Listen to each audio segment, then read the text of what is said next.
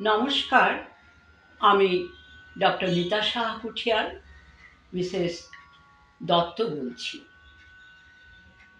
আমার এবারকার নিবেদন মানবিকতা বিকাশে ভজন গান। মধ্যযুগে ক্ষুদ্রতা, সংকীর্ণতা, কুসংস্কার, শুষ্ক ধর্ম ও অসার জ্ঞানবাদ ভারতবর্ষের ধর্ম ও সমাজ ব্যবস্থাকে আচ্ছন্ন করে তোলে। কুসংস্কার ও জাতপাতের বিভাজনের ফলে সামাজিক মূল্যবোধ তলানিতে পৌঁছেছিল। জাতীয় জীবনের এই সমস্যাগুলিকে সমাধানের জন্য প্রয়োজন ছিল বিশুদ্ধ মানবতাবাদ, যেখানে জাতি, ধর্ম ও সম্প্রদায়ের মাঝে সকল সংকীর্ণতা বোধকে দূর করে মানুষের মনকে জ্ঞানের উন্নততর স্তরে নিয়ে যেতে সাহায্য করে এবং ভক্তিবাদ ও লীলাবাদের দ্বারা পরম মঙ্গলময় ঈশ্বরের আরাধনায় মানুষের মনকে উদার ও উন্নত কর্মে ধাবিত করে।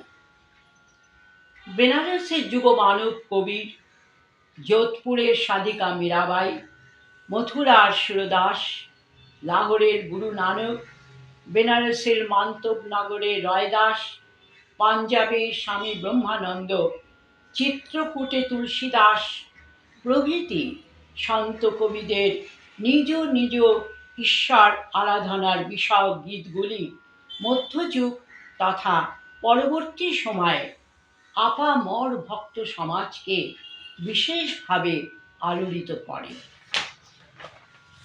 বঙ্গদেশেও শ্রী চৈতন্যদেবের ভক্তিবাদ অনুরূপভাবে মানব মৈত্রী ও মানবিকতা বিকাশে এক যুগান্তকারী আবহ সৃষ্টি করেছিল।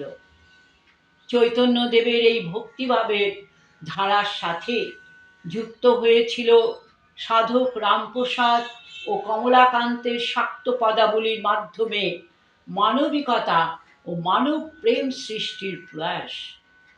বর্তমান আলোচনা ও গীত মূলত সুরদাস, মীরাবাই, রায়দাস, কবির, তুলসীদাস, ব্রহ্মানন্দ, নানক এইসব সন্ত কবিদের ভজন গানের মধ্যেই সীমাবদ্ধ রাখা হয়েছে।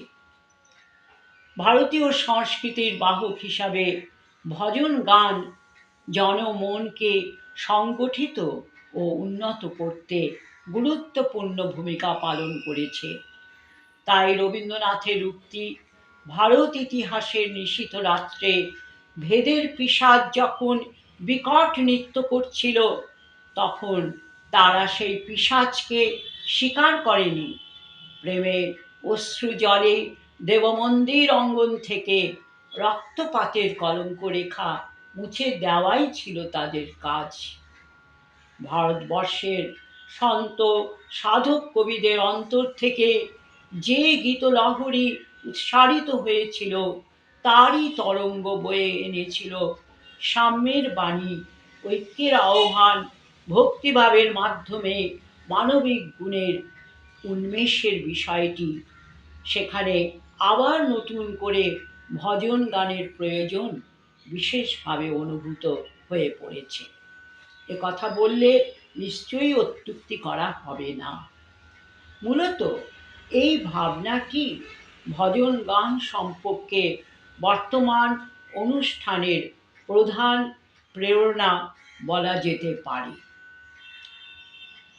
ভজন গান, এই ভজন গানের আমরা বিভিন্ন মহাজনদের গান গেয়ে তাদের সম্পর্কে কিছু আলোচনা করে আমরা আমাদের এই অনুষ্ঠানটি চালিয়ে যাব। নমস্কার।